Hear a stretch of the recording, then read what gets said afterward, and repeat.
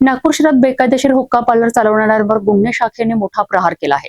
सीताबर्डी परिसरातील second floor कॅफेवर टाकलेल्या धाडीत पोलिसांनी तब्बल 11 जणांविरुद्ध कारवाई केली असून हुक्का पॉट, नळ्या आणि इतर साहित्य असा 20,000 रुपयांहून अधिक किमतीचा मुद्देमाल जप्त करण्यात आला आहे। संपूर्ण कारवाई पाहूया या रिपोर्टमधनं।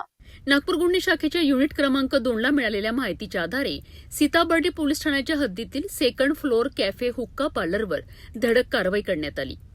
पोलिसांनी 2 पंचांच्या उपस्थितीत कॅफेची तपासणी केली असता ग्राहकांना हुक्का पुरवला जात असल्याचे आढळून आलेत। हुक्का पॉटमध्ये तंबाखूजन्य पदार्थ भरून ग्राहकांना सेवा दिली जात असल्याचे स्पष्ट झाल्यानंतर पोलिसांनी तत्काळ कारवाई केली। या कारवाईत कॅफेचा मालक सनी विकास बोरकर, मॅनेजर साजू सादित खान यांच्यासह एकूण 11 जणांविरुद्ध कोटपा कायद्यान्वये गुन्हा दाखल करण्यात आला आहे। या कारवाई दरम्यान 7 हुक्का पॉट, 12 हुक्का नळ्या, डिव्हाइस आणि इतर साहित्य असा एकूण 20,800 रुपयांचा मुद्देमाल जप्त करण्यात आलाय।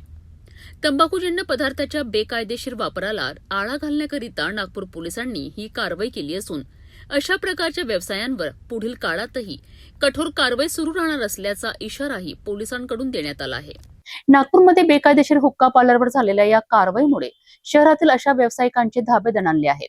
या प्रकरणाचा पुढील तपास सीताबर्डी पोलीस करीत आहेत।